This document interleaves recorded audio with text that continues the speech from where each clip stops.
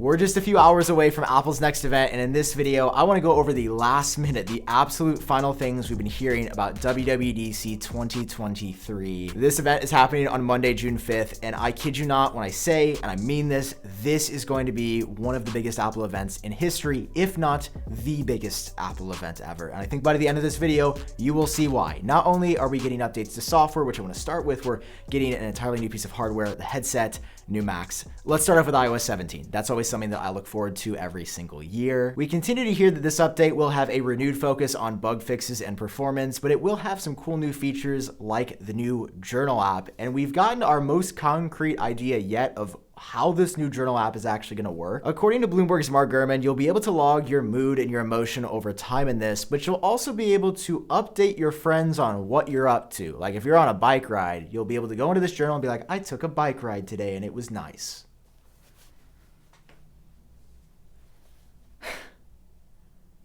Okay, listen, the mood tracking stuff in this will be a huge deal for a lot of people, but being able to share social network updates with your friends, I just don't get why you would do that here and not anywhere else on the internet of social media. The way more interesting part of this rumor, to me at least, is that there's going to be a deep integration with location services, and we've heard in a past report from the Wall Street Journal that this is essentially going to keep track of your entire life. It's going to use location to see if you're always at home, always at work, by yourself, with friends, spending time with family, to get a holistic picture of your mental health. I'm just dying to see this Journal app because it's either going to be one of the coolest things Apple's done or it's going to freak absolutely everybody out. Next up, let's talk about Siri. Overnight in the industry, everything changed with large language models and ChatGPT. Is Apple going to be doing any of that this year with iOS 17? If you've been a longtime follower of Apple and you've been following the company for a long time, you know the answer is no, not yet. Apple is waiting until the market develops a little bit before entering it and going crazy with AI tools. But that doesn't mean Siri's getting no updates this year. According to Mark Gurman, the hey phrase will be dropped for the first time. So you know how you have to say, hey,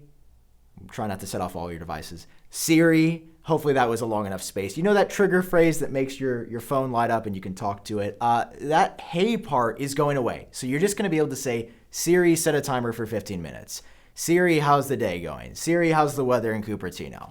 Which is, I don't know, it doesn't sound like a big deal, but I feel like actually developing that and coding that in to work reliably is going to be somewhat impressive because we've had that same trigger phrase for years now. So that's coming in iOS 17. And finally, in the Wallet app, we've heard about the big updates that are coming, and now we have some detail about what is actually happening. The big change this year is that Apple will be integrating third-party credit cards into the Wallet app, so you'll be able to view balances, what you owe, how much you're spending, alongside Apple's own card they have in there as well. Which might sound like a small change to be able to view your credit card balance in the Wallet app, but if it's designed as well as the Apple Card UI is, and it could help you understand debt and how much percent you're going to pay if you don't pay your credit card off in a nice, easy to view fashion, that could be one of those changes that is small in the grand scheme of things, but I think would be really helpful. Not to mention that most banking apps are the worst UI I've ever seen in my life, so if you're able to aggregate that in Apple's beautiful Wallet app, that would be really nice. All right, next up for watchOS 10, we've already known it's going to be the biggest update to the watch in the Apple Watch's history, but now we have some details about the new widget-based UI that's coming. It's actually going to replace the home screen from what we're hearing. According to this report, when you press in on the digital crown, it's not going to go to the home screen anymore. It's going to go to the new widget scroll view, which will have more glanceable information from your favorite apps that you select here, which I know sounds really scary, but we actually have an exact preview of this on the iPhone already. Apparently, it's going to work almost identical to how scrolling through a widget stack in iOS works right now, where you have basically a stack of information and you swipe through as needed. Obviously, you'll be turning the digital crown. Personally, I'm really excited for this. I think it's going to make using the watch so much more streamlined and efficient. And finally, apps. They are getting optimized and updated for bigger screens like the Apple Watch Ultra. I think Apple did an okay job with them in watchOS 9, but with the introduction of watchOS 10, it sounds like almost every app on the watch is going to be re-optimized and upgraded for larger screens, even those on like 45mm models, according to this report. watchOS 10 gonna be absolutely bananas. I'm kind of ramping up this video from smallest to biggest because I think that's fun as we get close. Let's talk about hardware, guys. Let's talk about Macs.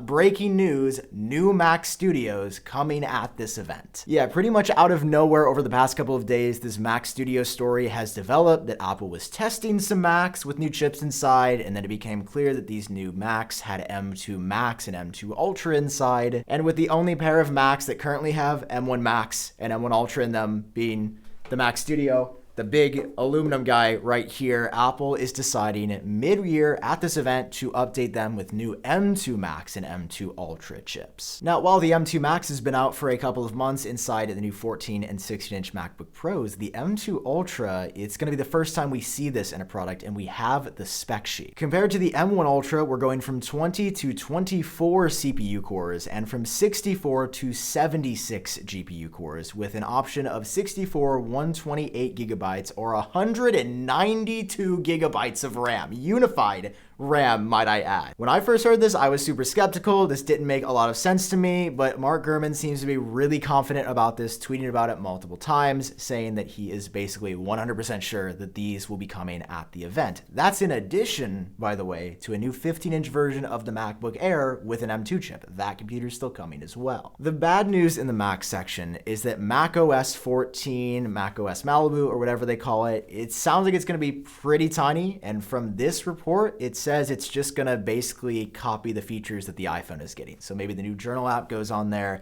new health features, new iOS stuff. I know, I wish that was more exciting. Okay guys, there's one more thing though. I've been saving it. I've been wrapping up this whole video. Let's talk about the Apple headset. This thing is happening. I said in my last video, I said I would delete my YouTube channel if this didn't come out, and I'm doubly down. I will stop being an influencer if this headset does not get announced. That is how sure I am that this is coming at Apple's Dub on Monday. And in this latest report from Mark Gurman, we have a ton of tidbits that, I don't know, got me pretty excited. Number one, we know it's going to have an M2 chip for sure now. That M2 chip is going to have 16 gigabytes of RAM. Kind of a small tidbit, but interesting. More interesting to me is built-in speakers are going to be on here, which I guess was implied, but we have details that for the full spatial audio experience, it will integrate perfectly with your AirPods. So you'll be able to put your AirPod Maxes on with the headset for like a true 360-degree universe. Next up, if you're somebody like me that wears glasses, this is going to be too thin to wear with our glasses on, so Apple is going to have custom prescription lenses that you order that magnetically clip in front of the lenses so that you can see the content properly. Nobody's gone with an approach like this, and I like that. I mean, I appreciate, I should say that Apple is like taking a lot of the world that wears glasses into account, because